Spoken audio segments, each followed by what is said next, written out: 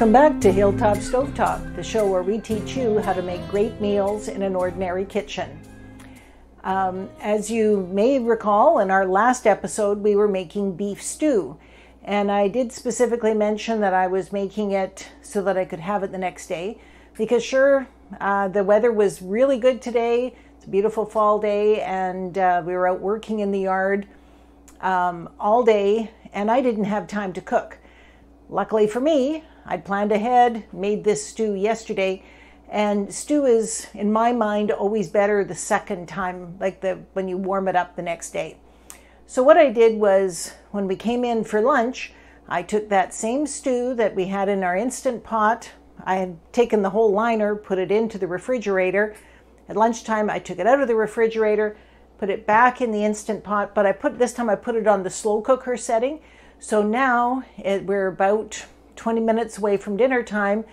This stew is nice and warmed up and ready to go, and all I have to do is make the biscuits. Now, biscuits are really easy to make, especially if you've been watching things up until now and you've watched me make pie crust and you've watched me make dumplings. Well, it's the same principle with making biscuits. And biscuits are a really great thing to know how to make because they're so versatile. We can have what we're having tonight, just plain biscuits with our stew. You could add some ground up ham and cheese and have a nice ham and cheese biscuit, all just one meal and one in your hand. You can add a little extra sugar to them and maybe even some raisins and make what's known as scones to have with your afternoon tea. And speaking of that, the inspiration to today's show is friends of mine, Sharbjeet and Asha. And this summer, because of COVID, we weren't able to get together for afternoon tea. So what I'm doing today is showing everybody how to make their own, and we can have that virtual tea party later on. Okay, so let's get started with our ingredients. All right, so you notice I do have my cookbook handy. This is one where you do want to get your proportions exactly right. If it's something that I make every day, I probably would have this memorized. I'm not 100% positive, so I do check, and I will put the recipe into the description in the bottom. So we're starting off with 2 cups of all-purpose flour. And in this case, we're going to add baking powder, plus we're adding soda. And the reason we're doing that is the recipe I use calls for buttermilk. And when you use buttermilk, it gives it a lighter biscuit, but it also means that you have to add a little bit of soda, which kind of counteracts the acidity in the buttermilk. We're going to put in some sugar and some salt and of course shortening. Now, what I'm going to use today is butter, my old friend.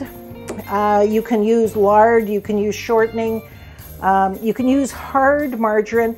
And I should make a note of that when all of my discussions, when I'm talking about using butter, it's okay to use margarine, just make sure it's the solid margarine. Don't try to use soft, easy spread margarine because that has a different melting point and it's going to come out completely different from what we're dealing with here. And the last thing you're probably wondering is why I have this vinegar here. And that is because even though my recipe calls for buttermilk, I didn't happen to have any buttermilk in the refrigerator. So I'm just using regular milk. But what I'm doing is I'm going to add a teaspoon or 2 of vinegar to that. And just let that, I'll just take a little spoon here, give it a stir. And by the time we're ready to put that into the dry mixture, it will be curdled, or kind of like a thin buttermilk. It's not quite as heavy. Personally, I do like it better when I have buttermilk, but since I don't, we have a substitution. So let's get started with mixing this all up. Also making sure that we have our oven on preheat, because biscuits are something that get cooked at quite a high temperature. We want to make sure we've got that ready to go, because once the liquid goes into the dry, as we know, that baking powder is going to start to work, and if our oven isn't ready, it could be past its prime before it's ready to be cooked. Okay, All right, so we're starting off. We've got 2 cups of flour. We're going to add in about 2 teaspoons of sugar. Sometimes I'll actually go a little, well, 2 teaspoons is the bare minimum. Like I said, if I was making this into scones for our afternoon tea, I'd probably put probably 1/3 of a cup instead of just 2 teaspoons of sugar into this mixture. And then we want 2 teaspoons of baking powder. Get the lid off.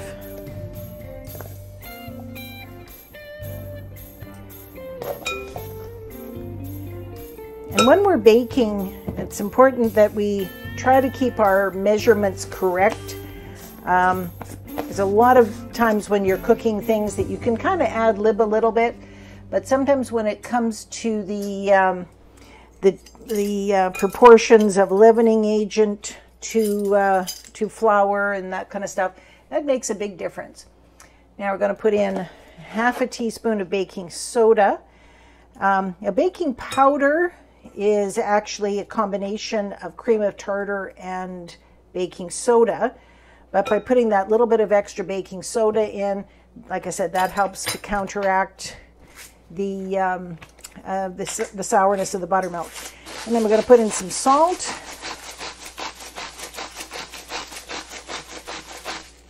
Okay, so there's our dry ingredients all ready to go. Now the next thing we're going to do is to add the fat. In this case, we're adding 1/3 of a cup. And since I have a square end to my butter, we can measure it this way, or it's almost square, close enough. That's our 1 cup, 1/3. And we're going to have to judge just a little bit, but we're close on there. Give it an extra little scooch. And taking our nice clean hands that I washed just before this started, we're mushing this fat into the flour. And it's not quite as much fat to flour ratio as it was with the pastry, but on the other hand, it's more fat to flour than what we had with the dumplings. And what will happen with this is the dumplings, as you recall, we were able to drop those in by the spoonful. In this case, we're going to roll them out and cut them into biscuit shapes. Now, if we were adding the ham and cheese like I suggested, or maybe you wanted to add some fresh rosemary or some kind of herbs to this, or if you were making raisin scones, you were adding raisins, this is the point. Once you've got this into this nice granular kind of consistency, that's when you add those flavored items. Because by adding it in when you've got the flour, that helps to distribute it evenly amongst the batter. Okay, so that looks like it's pretty good. Nice granular texture to it. All right, now I'm going to take a fork, and we've got our milk, and I don't know if you can see on camera, but it is a little bit curdled now. So we're just going to take that, dump the whole works in. Yeah, you can tell in the that this is the curdling in the bottom of the measuring cup. And now we're just going to mix that all together.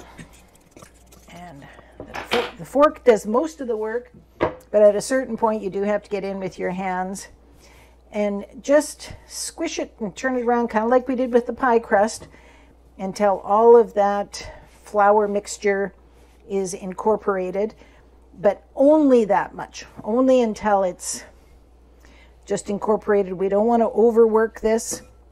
It's not like a yeast type bread where the more you work it, the better it is. With anything that's got baking powder as your leavening agent, you want to minimize the amount that you're working at, otherwise you're going to end up with a tough product. Okay, so that looks pretty good, I think. Now we're going to take our old friend, the pastry cloth, which I told you about in the How to Make a Pumpkin Pie episode. The pastry cloth is just a piece of heavy canvas that by rolling things out on this, it saves my countertop, because all I'm going to do at the end of this is take it and dust off the excess amounts, but I'll be able to just throw it in the laundry. Much easier than trying to clean off all the counter. Now I still do put a little bit of flour underneath that. Again, put it into a nice kind of circular shape. Flip it over so there's flour on both sides. And with this one, I don't bother with a rolling pin. I just pat it down till it's, I'm going to say it's a little over 1/2 inch thick. Now this is just a single recipe. If you've got a big family or people that love this kind of stuff, this is a recipe. You can double it, triple it, whatever you want to make more. And then I've got just a regular circular cookie cutter type thing. And the thing with biscuits, it's tempting to squish it down and give it a twist. Don't do that, because you just want to go straight down, straight back up again. If you give it a twist, all the layers that are in here will twist and your biscuits are more likely to topple over in the oven. And we're just going to go around trying to maximize the number of biscuits that we get out of this, because this, as soon as we there you go. So we've got a little bit of excess, which we will rework, but every time we rework it, they're going to get a little tougher and tougher. So these first ones out are, I'm going to say, will probably be the best. And then we're going to squish this all together again. Another 1/2 inch. And we'll get 2 out of that.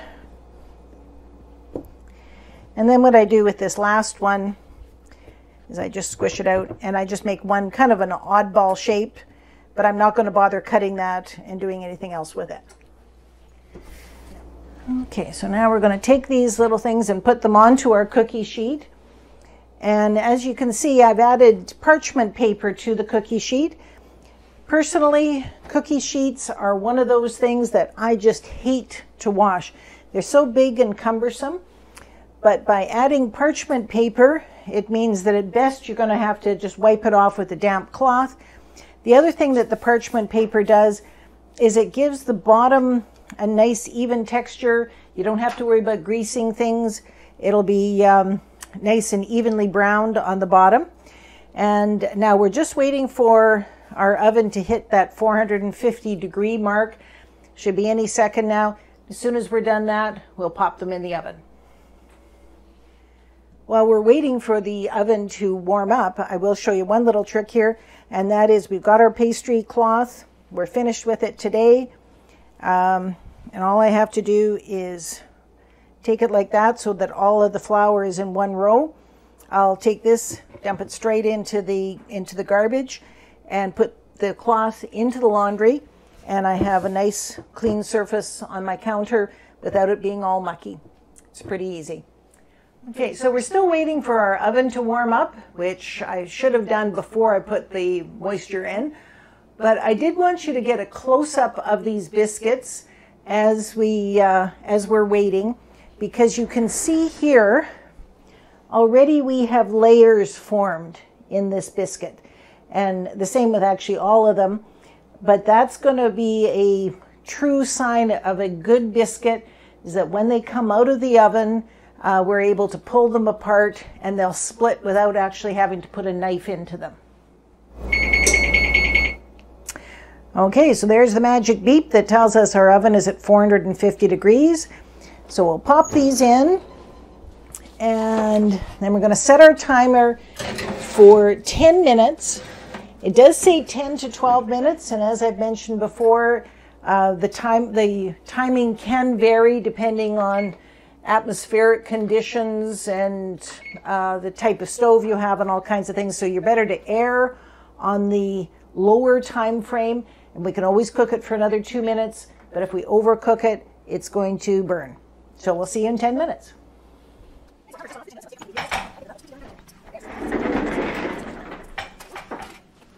All right, so here they are out of the oven. Of course, this big funny one, that was the last one that we took out. But you can, this is the one that I'd pointed out before we put them in the oven where there's the split to it. So if we, and you can also see that the bottom is nicely browned. We've got a little bit of excess flour, but it's nicely browned.